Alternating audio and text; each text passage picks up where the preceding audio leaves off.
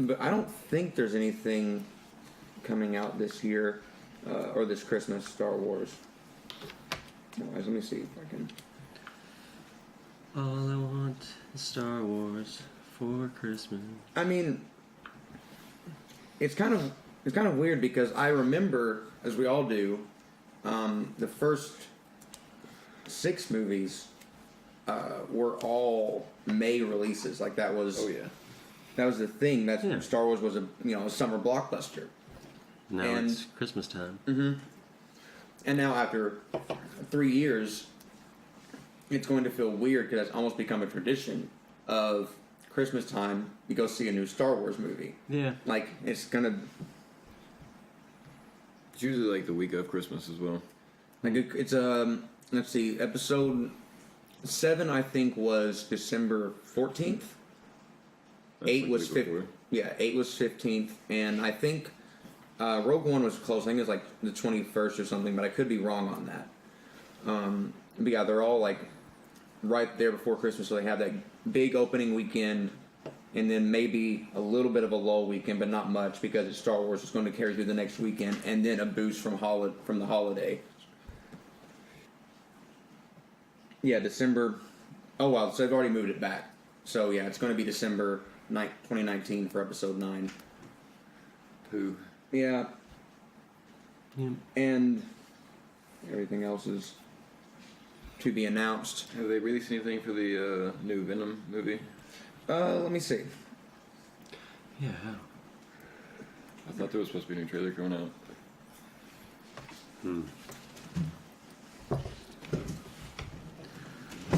Marvel's pretty focused right now. Oh yeah, it's probably not going to release until after. Well, a new trailer won't release until after the movie, Infinity War. Well, I mean that's different. Marvel has nothing to do with Venom, though. For real?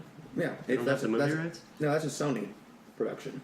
That's right. They still have all that Yeah. fucking Spider-Man IP. Oh shit. Okay. Well, fuck. Damn it, Sony. Will they be able to? It's weird how it connects because apparently Tom Holland is in the movie, Right. but not as Spider-Man. Like he's apparently going to be Parker in the movie, but how it all works and connects, like Spider-Man is connected to the MCU and to the Spider-Verse in the Sony universe, but the Spider-Verse is not necessarily connected to the MCU. Yeah. Right. But Squares and rectangles. God damn. I don't think that it's going to be good because Why not? because Venom's not a very good character. He's an interesting character to a certain degree, but Eddie Brock is a good character when done right.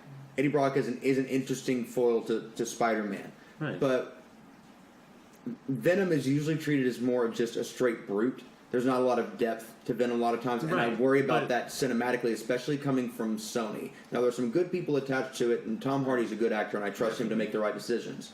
Well, it's like the Hulk. He's not interesting because of. Yeah, but cinematically, is it's hard to make an argument for the Hulk, though.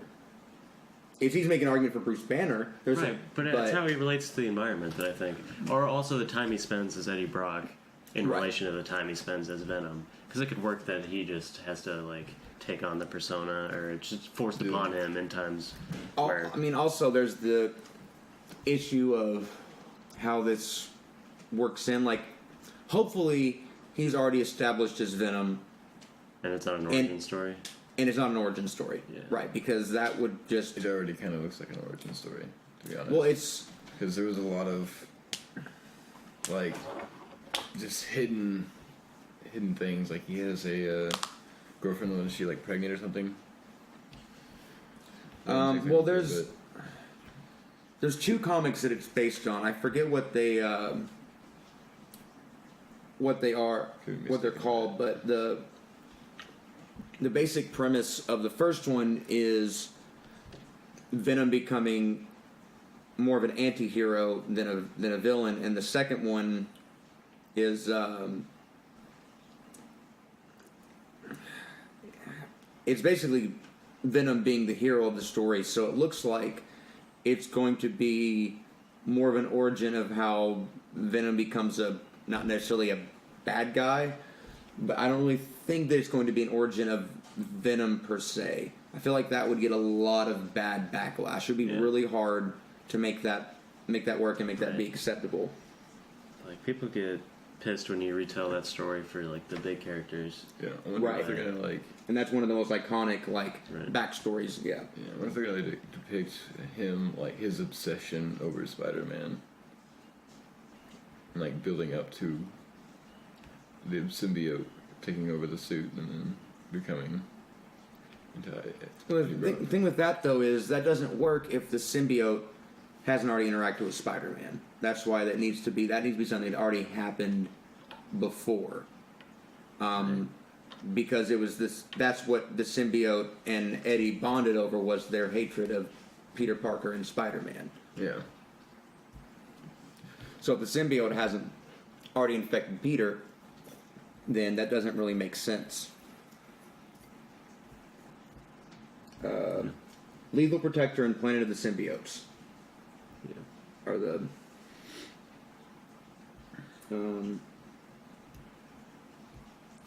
Because, alright, isn't in one of the original stories where the symbiote comes in contact with Peter, it's in that, like, tournament that one...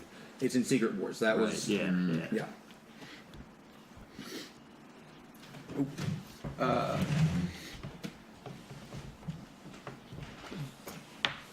Plug this bitch in and say hello. Welcome to Fandom Nonsense. I'm Zach. I'm Ricky. And I'm also Nolan. Yeah. Yep. Had a little spit in my throat there. Ricky? Yeah. Actually, that's a good transition to something I wanted to talk about. So, the odds are that either Iron Man or Cap, if not both, are going to, and maybe even more of the old guard, like the Asgard, and other characters are going to die in the next two Avengers movies, and we're going to see a lot of shift of the cast and of who's important to the story. Okay, I want to see Spider-Man get smashed. Spider-Man's gonna get his shit kicked in, that's for sure. Oh, he's going to get his shit kicked in. Oh, definitely. But he might even be, like, one of the main heroes of the story. that's the thing. Spider-Man is easily the biggest name that Marvel has. Right. Like, individually, I mean... You could say that Superman and Spider-Man are the prototypical heroes. Yeah. Either. I think it's likely that we're going to see Spider-Man take the place of Iron Man as the de facto leader of the Avengers going forward. That would make a lot of sense. And I think that Secret War is a great way to do that. Yeah. Especially if you take it the way it was portrayed in the 90s cartoon, if you remember, because since it was a Spider-Man show, Right. it was really centered around Spider-Man leading all of these other, like, Marvel heroes and stuff in the... Right. What is that villain's name? The one who was, like, overseeing The Beyonder. the Beyonder. Yeah. Not one of the better titles. I'm the one from the beyond. You can call me the Beyonder. Correct quote. I'm not even kidding. I'm literally just watching that. Oh, man. Ain't watching Secret Wars. Yeah, it's the 90s Spider-Man animated series, season 5. I think it starts on episode 9, and it's basically the last 6 episodes of the entire series, really. But mainly the 9, 10, and 11, and maybe 12 are like mainly Secret Wars, and then the last of it is more of a Spider-Verse thing, which that's done differently than the comic. You should definitely read the comic from the 80s, because like Venom was introduced in season 1 or 2 of Spider-Man the animated series, so it doesn't really work in that same context is kind of like the movies. You take elements of the story and tell it in a different way. Yeah. But Weren't they all tethered together by that Spider Queen lady? Madam Web. Madam Web. Yeah.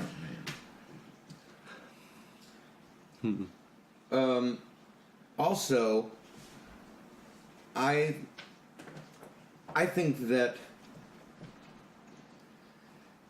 the X-Men should probably be left well enough alone, honestly, because You don't like them being in Deadpool movies? no. What do you mean? Like, As far as the MCU is concerned, because when you think about it, there aren't that many moments of full crossover between the X-Men and the rest of the Marvel Universe. In fact, the X-Men don't really make sense in the context of the universe that Marvel exists in, because why are people freaking out about mutants if superheroes are fine. if superheroes are fine? Yeah. Right. Yeah.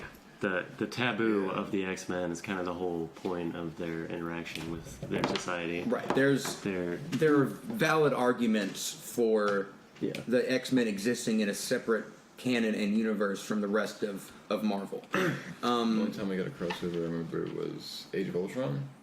In the movies. What about Age of Ultron? That's whenever we had X-Men in the Marvel universe. Who? Quicksilver. He dies in it. Oh yeah. Well, And, Quicksilver is one of those characters like Wolverine that has some like crossover connection. Like Wolverine's an X-Men, but he also has. He's like, also the brother of the Scarlet Yes, Witch. the Right, Hulk so- versus Wolverine. Right. That's a good one. Right. Oh my god. And Hulk versus Thor? Hulk versus yeah. Wolverine was better, but Hulk versus Thor was cool. Oh yeah. But the problem with that is, I think we need some X-Men movies away from Wolverine for a while. We need to go back to like the '60s, like classic 5 cast, because we need to reestablish X-Men without the connection to Hugh Jackman. And if we shoehorn in a new Wolverine, then people are going to be like, "Fuck that." If you can make one that doesn't have Wolverine, you're like, "Hey, this is still good." Eventually, you can slowly ease people into the idea of there being a new casting for Wolverine. But I feel like if the Marvel reboot or whatever of X-Men has Wolverine in it, that is going to hurt it, because people are immediately going to be like, "Nah, fuck this." Who were the first 5? Iceman, Cyclops, Storm,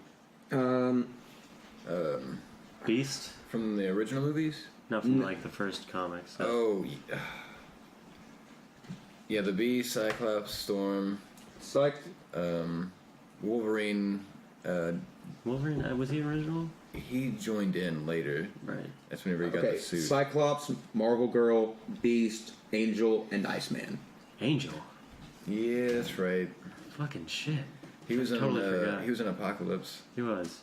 but he was a bad guy in Apocalypse. So But I feel like a smaller cast like that could be more worked in, especially since Scarlet Witch is part of the original Brotherhood of Evil Mutants. Yeah. But I think honestly the thing that of the acquisitions from Fox that need to be focused on, I think personally, I think they need to make a dark version of Wolverine versus Hulk. If anything, another animated series of the comic. That's a classic. It was brutal. Yeah. It was brutal. And it would be. Hulk left him stuck to a tree with his own fist in his head, and he decapitated him. And he still came back to life after someone came and fucking unstuck him from the tree, I think. Yeah. Healing factor, man, it's no joke. yeah, right. And they both have it. It's fucking crazy. It's stupid. Yeah. There was also another one where the Wolverine actually decapitated the Hulk, and just like he stuck his shit through his right through his forehead and then cut his head off. Yep. And that was really fucked. There's like what 3 or 4 different comics of that. Something like that. Yeah. I never read much X-Men or Hulk, honestly. There were a couple good graphic novels they got into over Hulk. I feel like that story's been retold so many times, and we've seen the animated one. There's been so many movies about him, and like the TV show that was classic. Like, right. You can't retell that story too many times. So you need to be brief whenever you just get through the main plot points, and then give us the depth of the characters. And that's what I love about the graphic novels, is that they tend to do that very well. Man, I really hope they do Deadpool 2 with Wolverine. Everybody wants that. Everyone does, but unless there's just something being hidden, Logan was Hugh Jackman's last. Yeah. Which I mean, it's fair. Like Ryan Reynolds has been begging him. Hugh Jackman apparently. X-Men started the superhero movie craze, and you could say, as far as like a peak, I don't see them getting better as far as films go than Logan. Yeah. Personally. Yeah. Oh yeah. But yeah, no, never got too much into the Hulk. I watched the '90s X-Men series, and then of course the movies and Evolution. Have you ever watched the old like '80s Hulk, like the first TV series that came out? Live action. Yeah. Oh yeah. It was, but yeah. Half it wasn't like black and white, and you would. I don't think it was black and white.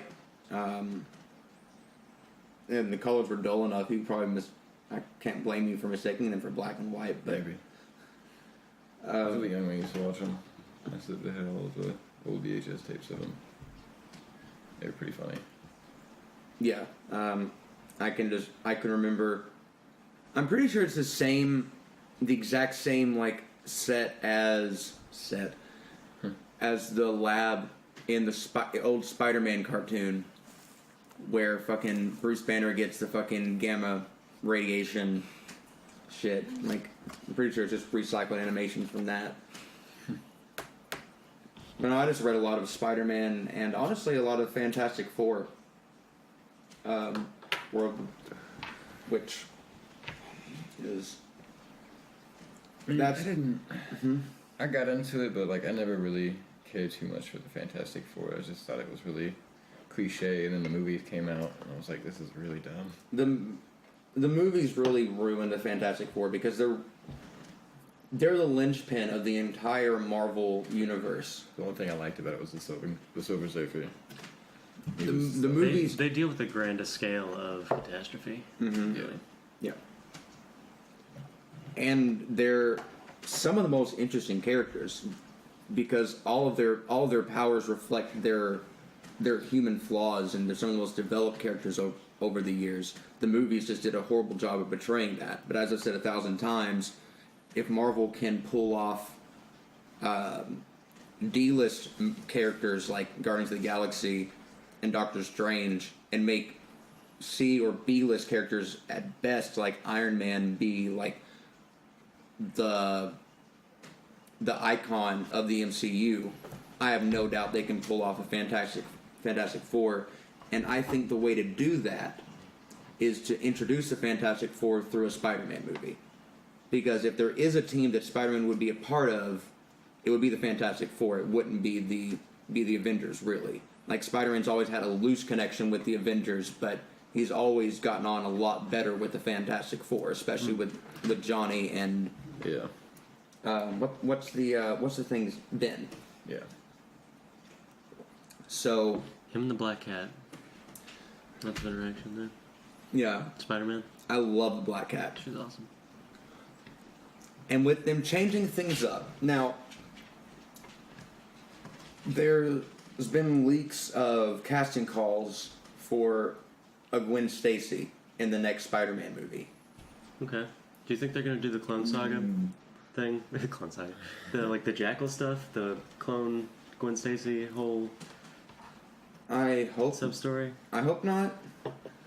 That was one of the fucking hardest psychological tolls on Peter Parker I've seen. Is that like Jackal cloned Gwen Stacy and is basically using her as influence in his life to fucking, you know, undermine him and create situations in which he like will.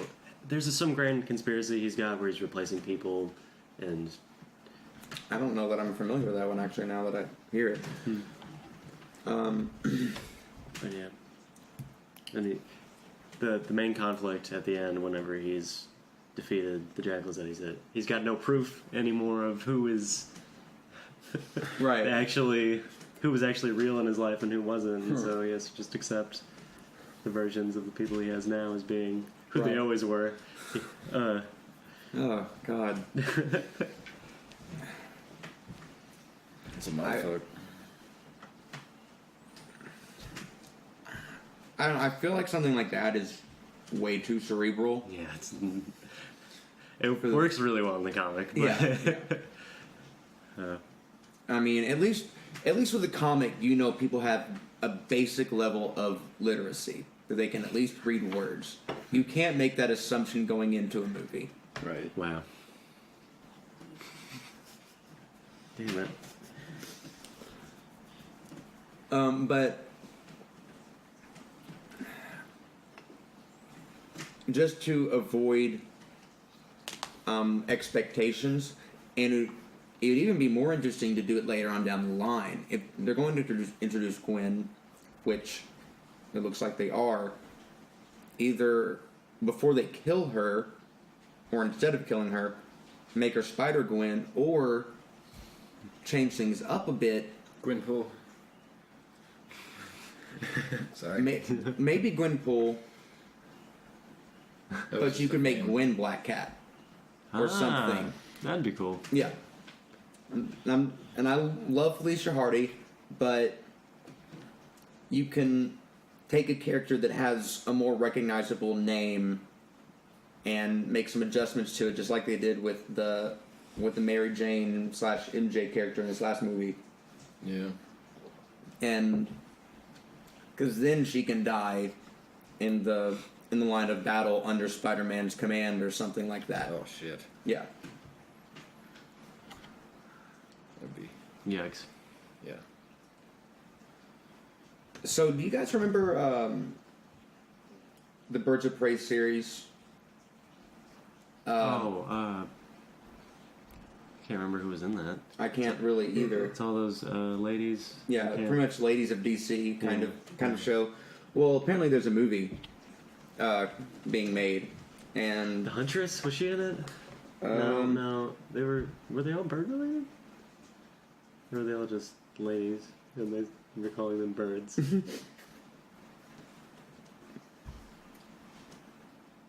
I'm not.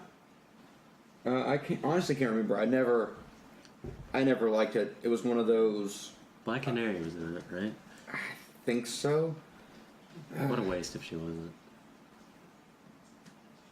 All I remember is it was when Smallville was really popular, and there was that, and I think I want to say one other show on the WB back before it was the CW that tried to capitalize on that, like DC nighttime soap drama kind of thing that didn't work as well. Yeah. But I bring it up to say that there's a movie being made centered around Margot Robbie's Harley Quinn. Which, if there is a redeeming quality of Suicide Squad, like, she's one of them. Yeah. Like, She's she did a good job portraying the character. Definitely. Her Joker was a little weird. Yeah. Not wholly unappealing, just not what I'm looking for in the Joker. Not cinematically at all. Yeah. Like in a one-off comic, that was a cool take. It's like a nice hot take on the Joker, but apart from that, I don't want to see a whole movie about that, or like, you know, he's too. They They pulled the thug aesthetic too much into it. Yeah. What, Jared Leto? Well, Yeah. Oh yeah, it's not my favorite take. No. I think it's more the fact that they went too much of a modern street thug direction with it than your classic gangster. He's also kind of like a vaudeville type Yeah. personality, you know? Showy in a different way. Yeah, a little bit of a Yeah. try hard almost. Yeah.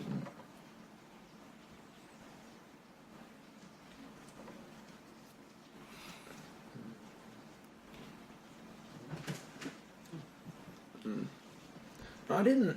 I didn't hate Leto's performance. Yeah, me neither. It just left a weird taste in my mouth. And the biggest problem I have with Jared Leto's performance, or just not his performance, but just casting him in general, is I cannot imagine a world where Ben Affleck is intimidated by Jared Leto. That is a good point. Yeah. Shit. Huh.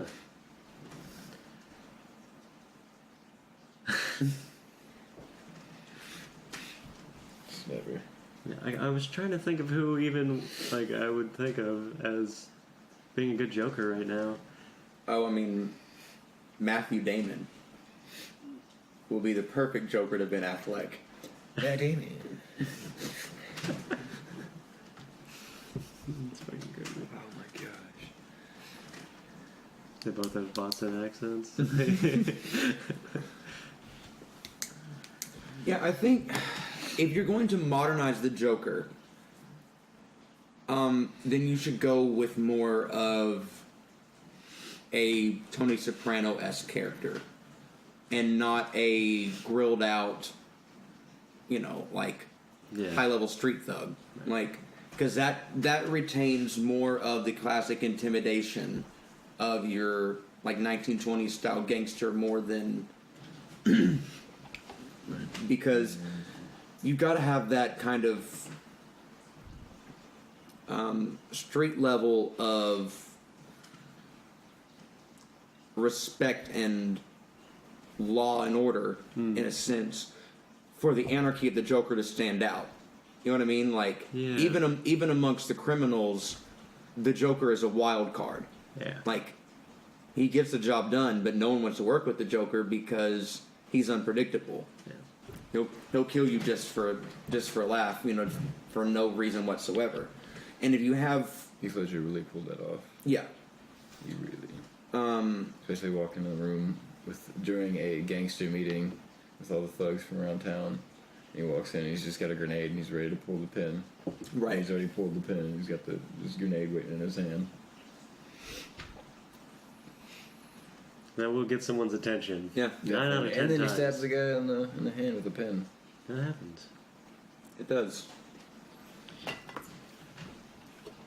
But if you have a like modern like drug gang kind of scenario where there is no real sense of order and structure, and it's just anarchy, then the Joker doesn't really stand out as much. He's just another fucking lunatic in face paint. Yep.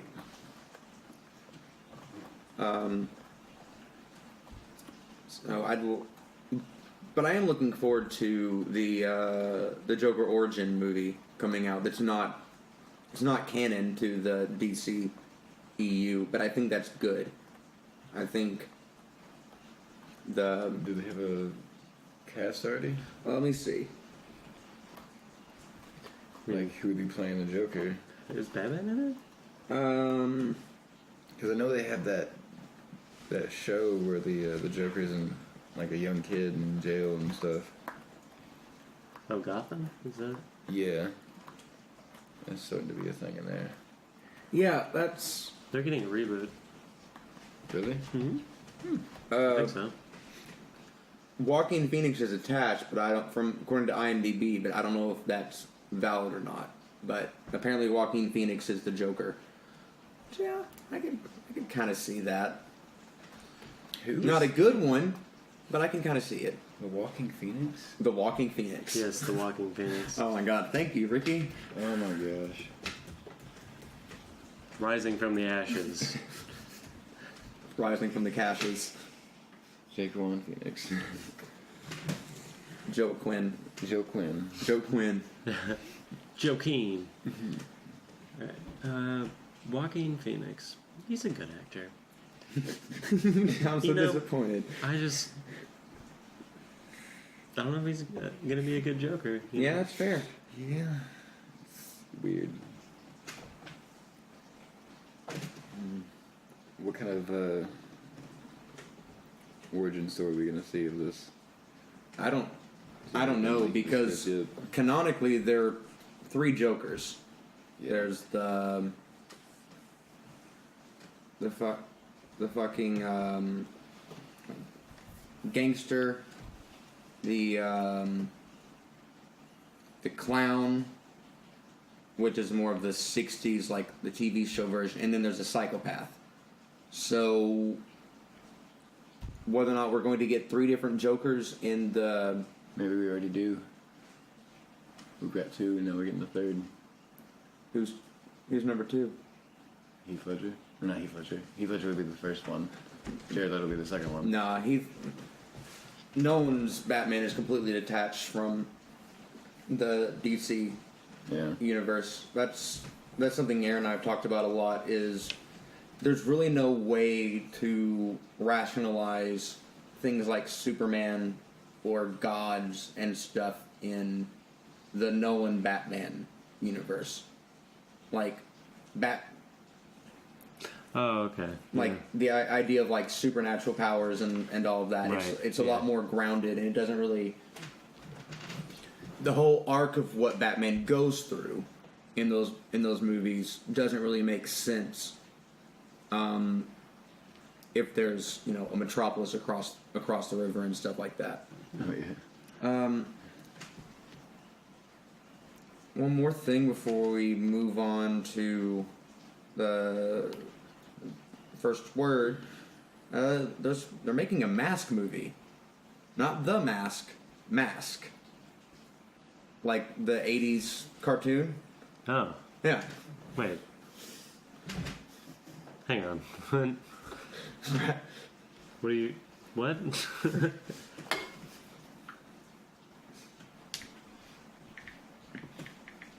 Let me see. Yeah, I can't even picture this shit right now.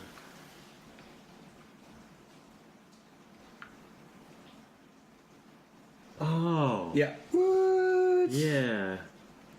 Why? Yeah. Okay, now I remember. Oh man. No, that's Sloth from the Goonies. That's not the same person. No, it's not. And that's It the Clown. Why? And that's Jim Carrey's face with a green mask on. Ugh. Why now there's Guy Fieri mask? That's Guy Fawkes, that Guy Fieri. Guy Fawkes, whatever. They're all guys to me. Bringing democracy to Flavortown. M.A.S.K, an acronym for Mobile Armored Strike Command, A, follow the underground task force as they fought against the criminal organization Venom, which stands for Vicious Evil Network of Mayhem. Yeah. Yeah. The franchise ran for 3 years at Hasbro and spawned a variety of products, including action figures, an animated TV series, comic books, and trilogy of computer games. They're gonna sell some shit. They're gonna market the fuck out of Oh, this. yeah. Yeah, that's... Sweet. I need some Transformers competition in my life. Right. Like, let's get that done with. But, yeah. Bury that. Yeah, let's make something just as bad, but it's Right. clearly just What a marketing. Transformers movie? Yes. Jesus. Now, if we can get Mask versus Transformers, Oh. we already have G.I. Joe. If we can have just a multiverse of just G.I. Joe mask. toy commercials. Do you remember that series of Transformers where they like had the smaller Transformers that they would attach to? What were they called? Microbots? yeah. Something like that? Why not Was that Mask it? versus Zoids? Ooh, I remember Zoids, but That was a good one. that was a good one. That's a cool Zoids. fave. What was it? Beetleborgs? Were those the things? Beetleborgs was a Sentai. It was a Sentai. Yeah. Well, technically, Metal Heroes, but I'm pretty sure it's Microbots. Key something? There were keys, sort of. They like unlocked a power in you. Unlock the power within. You got the touch. Minibots, maybe. Minibots. Yeah, Yeah. Microbots. That's a different thing. that was a different thing. Also Transformers, but Right. Microbots. Minibots. Yeah, that was a good series. I liked that one when I was growing up. I'm pretty sure that was the one after Robots in Disguise, which was probably one of my favorite Transformers series. That was the one Disguise. after Beast Wars and Beast Machines. I loved those though. Yeah. God, they looked awful. They did. They looked so bad. But I like in my memory they were so cool. Yeah. You know, and then you go back and look at it and you're like, fucking shit. I should have let it lay in my childhood appreciation. Yeah. Because I'm sure it looked good for the time. You know? Yeah. I mean, yeah, you're not. Yeah, for the time. For 3D modeling, like, come on. Also being a child. Yeah. Being an also child. I'm trying to think of any like good 3D TV series, honestly, even to this day. Like, it's hard to make good 3D. Qubits? Okay. Kodioko? Kodioko. Yeah. That was like 2D, 3D though. That's Yeah. what Yeah. I'm talking like hard 3D, like Transformers was. Shit. Has that ever worked? Oh, Marvel, or no, fucking Iron Man Unlimited, what was that? That series? Or was it Ultimate Iron Man? Might have been Ultimate. I'm not sure. Ooh. 3D. That's a tough one. It's not many. There was a Spider-Man one too that was Not X-Men, the MTV Spider-Man. It looked pretty good. It was a little too glossy though. yeah, and it looked very unnatural, but it still looked Yeah. kind of like it was aesthetically pleasing. I remember, although I do remember being a little turned off by it because it was 3D and damn. Back then, it Were was they the trying like greatest. cell shading for a TV show? Never. Why not? I don't know. I was just They should do that. bullshitting. I'm sure it's been done. I just can't think of any, you know. Yeah. Get on it, Hollywood. I know you're watching this. And for our Rooster Teeth fans, it's time for the first word. So, I guess let's hit RVB first. That was a thing. That was a thing. Oh my god. Oh, yeah. Griff's strange brand of anti-leadership has been very, very compelling. Leadership of That's anti-leadership? Yeah, like he's intentionally leading them nowhere and failing. Like, Destiny is happening. you know, Just not even leaning, just crutching Yeah. on the hero with 1,000 faces. That was good. I don't know how I feel about the new villain, but I don't think I'm supposed to know how I feel about her right. yet. She seems so over the top, like Yeah. incredibly just, and the whole donut plotline just seems like it's so intensely thematic and epic Yeah. that it feels like separate from Red versus Blue kind of. Yeah. And I think there's something going on with they're really analyzing story structure and plot development and stuff, and like taking this really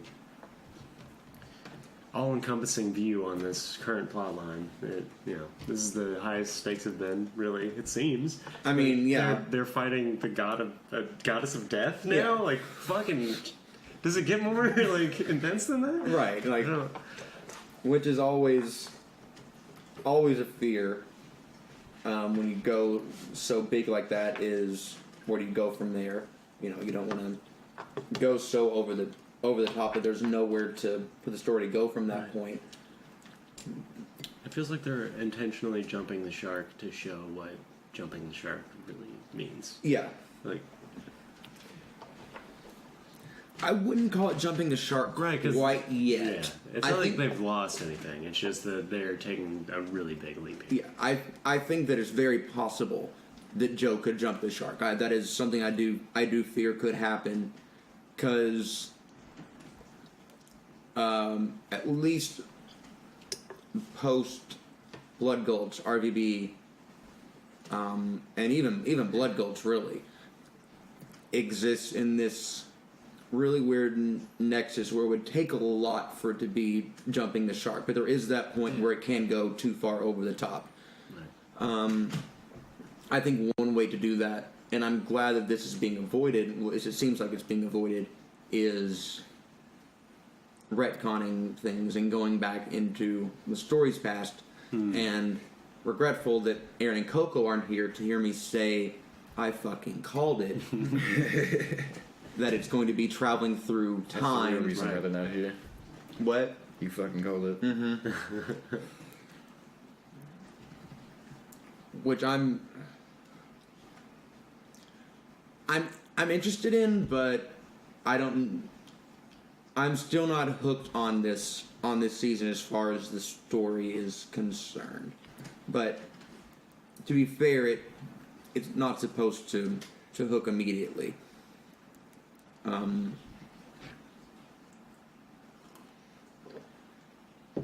fucking writing, the dialogue. God damn it. The dialogue is definitely a step up from last season, I think. The interaction at the beginning of this episode where they're like talking about how they always play out there. Like, Yeah. Sarge like quotes the code, like whatever the fucking his skewed version of the rules in which you're forced to be roasted for an hour if you fuck up. Like the military's writing down bro codes, which they are. I think my favorite moment in that episode probably be, lady, I think I speak for everyone here when I say, marry me. Yes. Oh my god. But yeah, come on. Obviously, yeah. Yeah. Same, Sarge. Same. Yeah, definitely. We're all on board with you. I really like the fact that we're going to get different stories of everybody's being split up. Yeah, it's very season 3-esque, which I like. Yes.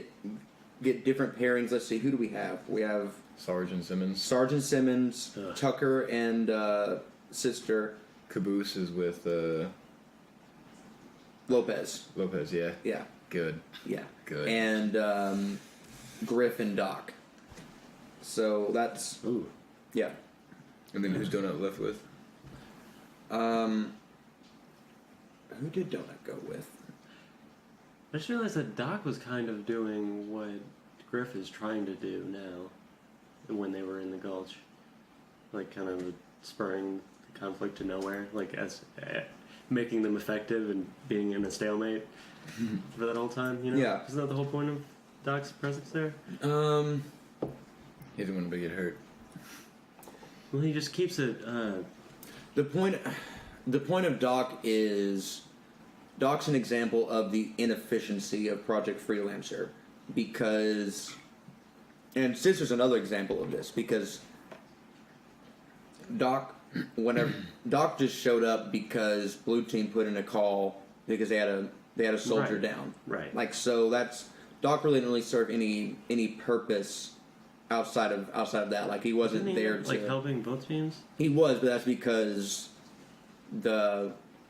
medics are assigned to both teams. Like he's helping both teams because there is no red and blues. So Right, that's yeah, what I'm saying. Yeah, He was. but it wasn't an intentional like to cause a stalemate or anything. The stalemate happened because of the way the teams were designed.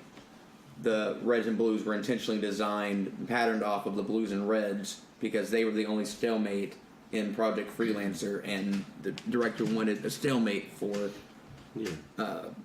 Alpha. Yeah. So no, Doc didn't really play into that anymore. The stalemate was already existed with or without Doc. He didn't really contribute really anything to that.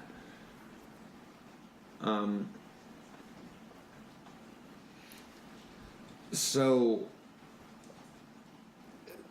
this season of RVB is going back to the classic release schedule of comes out for first members, then a week later on the RT site, and then there are no plans currently for it to go onto YouTube. Good. Yeah, that's kind of how I feel about it too. Obviously, they're promoting their website and their SVOD system. I had forgotten they were even on YouTube, to be honest. So Yeah. No, a lot of people are upset about it, but it's like, why? Yeah, like everyone complains about YouTube and wants someone to make some kind of valid competition to it. Then someone comes along and does that, and it's like, why isn't this on YouTube? RVB predates YouTube by years. Yeah. Yeah. And for a long time, even after YouTube, it didn't go up until like a year later. Like I think the first time that RVB went on YouTube was 2008 with season 6 or 7. Yeah. And that was a year after it premiered on the site. Yeah. We used to either just get it off the website or wait, no, that's the only way because that's the only legal way. Yeah. And then we would watch it on Windows Media Player. Yeah. We didn't need YouTube.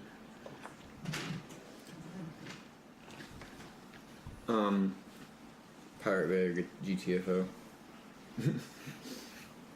I don't steal stuff. What are you talking about? No, of course not. If you're going to steal from big companies, don't steal from the little guy. Yeah, never. Also, if a movie looks like trash, it's probably trash. Pirate it.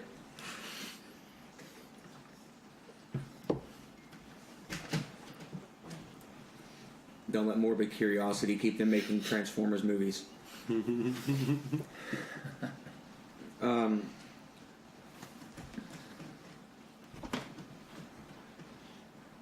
Kids are always going to want to go to Transformers movies. Yeah, I know. But is it kids though?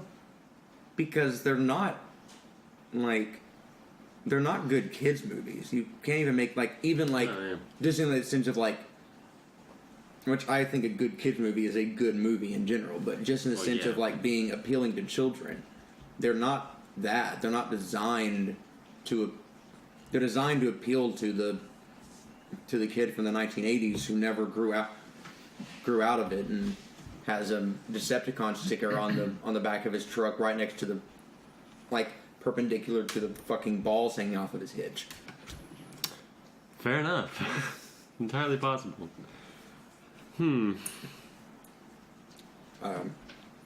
I guess, yeah. No, they appealed to me when I was a kid, but I don't know.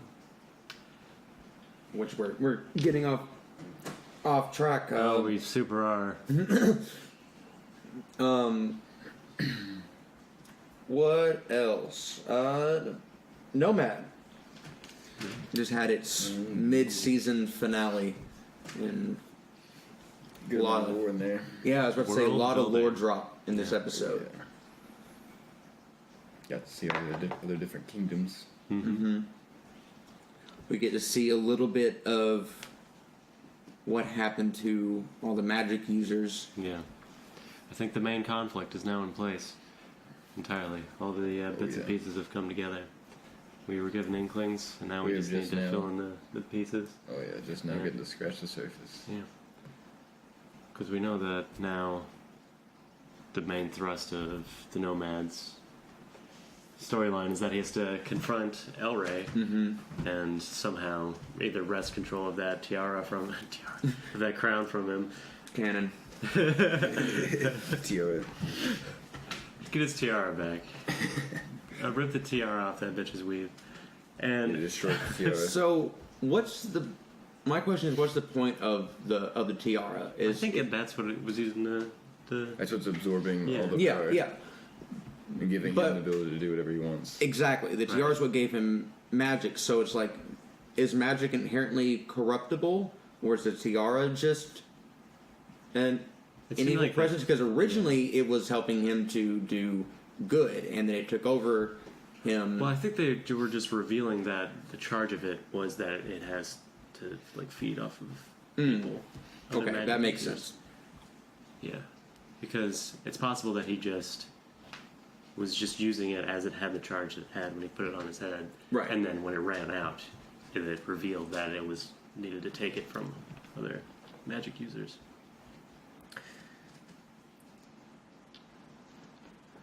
So perhaps El Rey is kind of a tragic character in that sense, and as less of a because he was a hero to begin with, Right. In the story. He was a he was a good king and all that, whatever his role was. We don't know.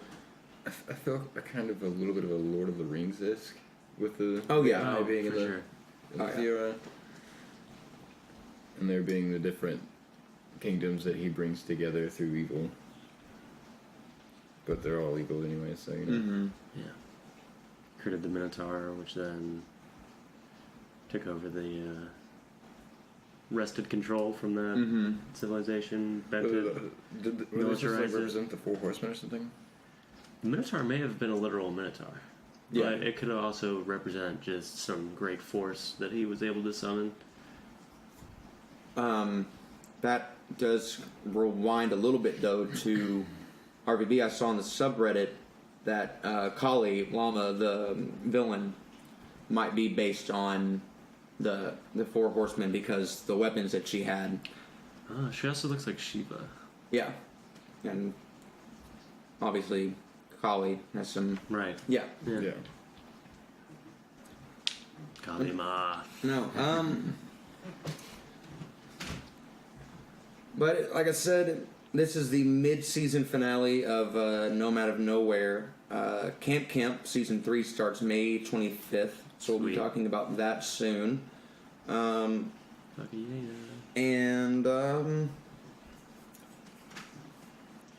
make sure to tune in to YouTube on Wednesdays for the full episode of Fandom Nonsense, and for our friends on the Rooster Teeth Facebook community, we'll be putting the first word up for you guys every Sunday. So make sure you're caught up on Red vs. Blue, Nomad of Nowhere, Camp Ruby, and other serialized scripted shows from Rooster Teeth, so we can talk about that with you guys. But for now, I think that we're going to be signing off here soon. Anything else we haven't hit on yet? Here's something random. And then Battlefront 2 Star Wars, apparently there's going to be an update. You can play as an Ewok. Interesting. So I wonder if it's just like Ewoks versus Ewoks, or is it Ewoks versus like Stormtroopers? Because that's going to be busted as fuck. Yeah. Oh man. Shit. You get stones and spears. I mean, they're so small, they're probably hard to hit. And they move pretty quickly. Maybe you get more Ewoks than you get Stormtroopers. Perhaps. Yeah. I mean... Or they can, like, hide in the environment. Yeah, and they climb up the trees. Yeah. Ooh. That'd be kind of cool. Yeah. I wonder if that's going to be... It's weird that we see that in the same week that this fucking meme of Darth Vader cutting an Ewok in half is so big.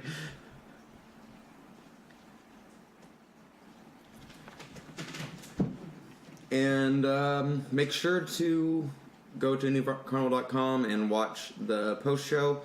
We're in some transition periods with working out the video hosting, everything on the site. So things are going to be changing.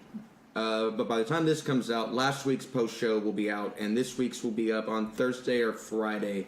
Like I said, still working on that. But head over there, drop a donation, pay $1, whatever the 4 gumballs, you know. Do the thing. Do the thing. Just do the thing. Come on, please. How many times do we have to ask? And listen to us talk about alcoholism. Yeah. Oh, yeah. That'll be fun. Addiction. Anyway, this was a weird one. This Hi. was a weird one. I'll feed to the van.